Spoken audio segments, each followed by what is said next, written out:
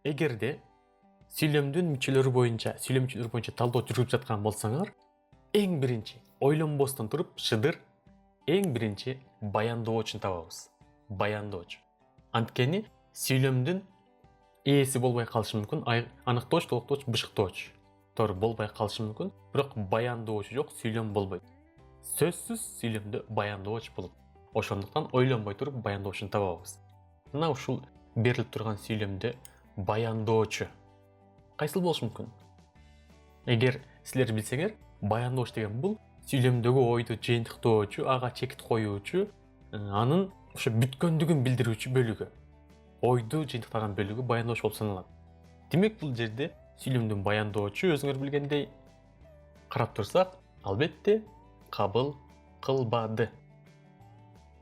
Кабыл кылбады сүйлөмдүн баяндоочу болуп саналат. Анткени ушул сөз, ушул кабыл кылбады деген сөз айкашы сүйлөмдөгү ойдун бүткөндүгүн далилдеп көрсөтүп турат. Кабыл кылбады. Экөөнү ажыратпай бир карайбыз. Анткени эки сөз болобу, үч сөз болобу? Үч сөз болобу? Эгер ошо үчөө экөө биригип келип, бир иш аракетти билдирсе, бардыгын чогуу карайбыз. Кылбадыны өзүнчө, кабылды, кылбадыны өзүнчө, ал эми кабылды өзүнчө кылып кароого такыр мүмкүн эмес. Себеби экөө биригип келип бир жаңы кыймыл аракет, жаңы иш аракетти билдирип жаткандыгы үчүн биз буларды чогуу бөлбөй карайбыз. Карап көрөлү.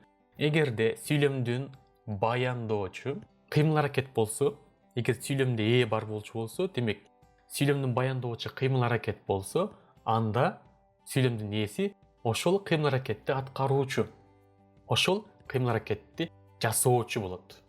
Демек карап көрөбүз. Кабыл кылбады деген иш аракеттин аткаруучусу ким? Албетте мунун аткаруучусу бала жүрөгүң. Бала жүрөгүң. Бала эмес, жүрөк эмес, бала жүрөгүң. Анткени бул экөө бир түшүнүк. Экөө биригип бир эбегейсиз чоң маани жаратат. Бала жүрөк деген бул эмнени туюнуп турабыз?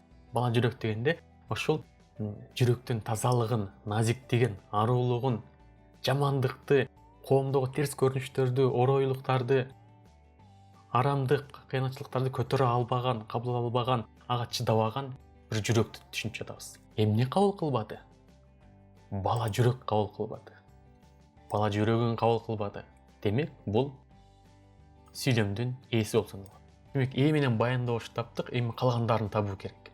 Мына арамдык менен кыянатчылык деп турат. Үч сөз, бирок жакшылап аңдап карасак, бул үчөө бири-биринен ажырабаган бир бүтүн маани.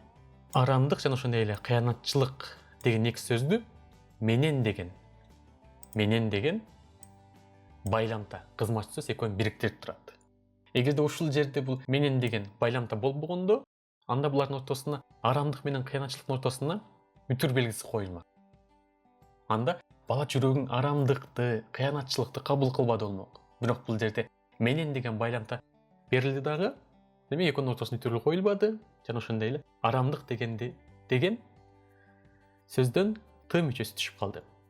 Ошондуктан биз бул жерден үчөөнү бир карайбыз дагы, албетте арамдык менен кыянатчылыкты эми суроо беребиз. Эмнени кабыл кылбады? Арамдык менен кыянатчылыкты.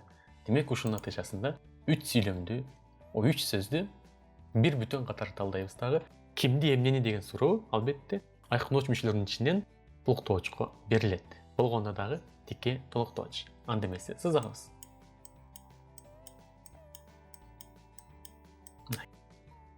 Кабыл кылбады.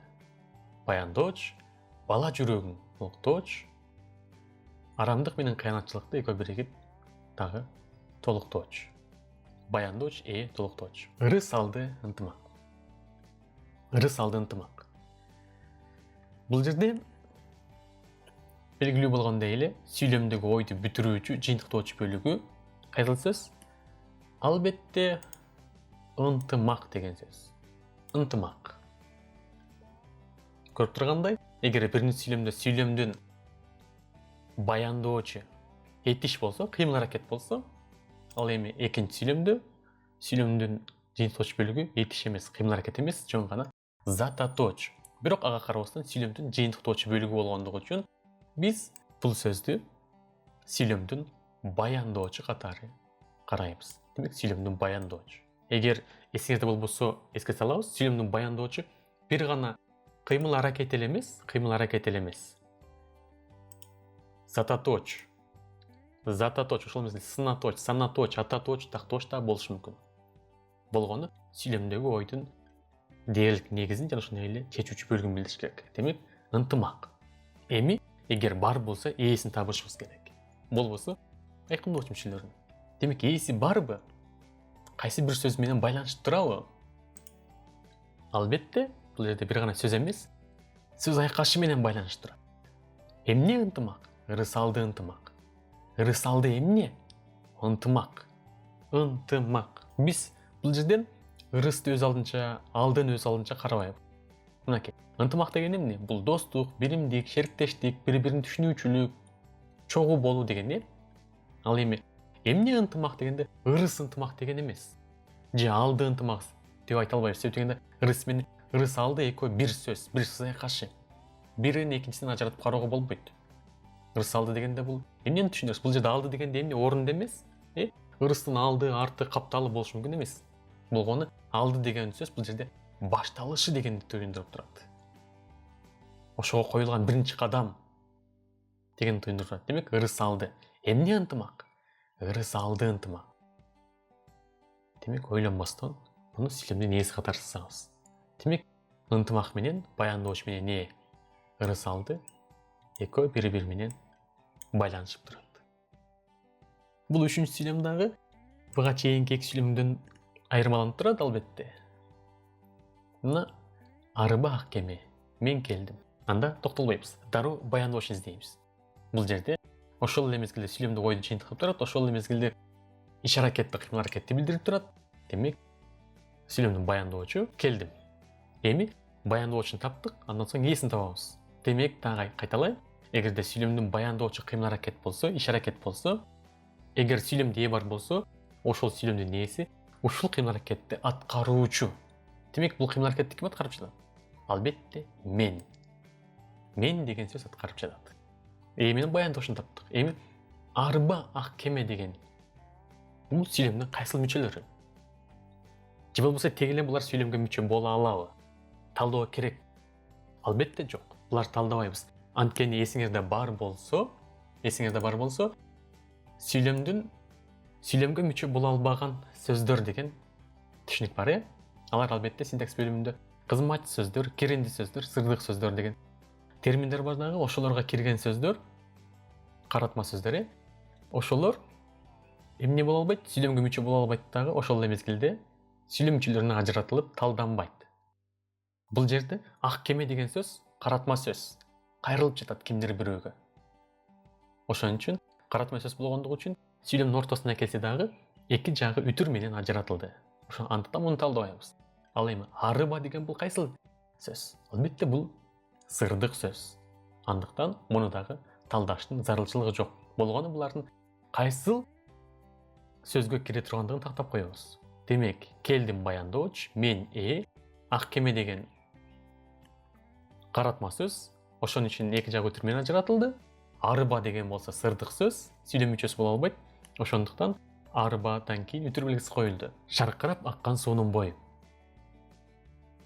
Бул эмнени туюндурат? Буну кантип талдайбыз? Бул өзү кандай сүйлөм? Баяндоочу кайсыл? Ээси кайсыл? Аныктооч, толтооч, бириктоочу кайсыл? Анда мындай кылабыз. Бул өзү эгер эсиңи байкасаңар, бул бардыгы биригип кандай сүйлөм? Атама сүйлөм. Бул чоң атама сүйлөм. Шаркырап аккан суунун бою. Бул атама сүйлөм. Мындай атама сүйлөмдөрдү эгер атама сүйлөм эмне экенин билсеңер, менче билесиңер деген ойдомун. Атама сүйлөмдөрдү талдабайбыз. Булар талданбайт. Эгерде талдоого атама сүйлөм берилген болсо, силер муну талдап олтурбагыла. Муну талдоо мүмкүн эмес. Андыктан муну талдабай тап өтүп кете беребиз.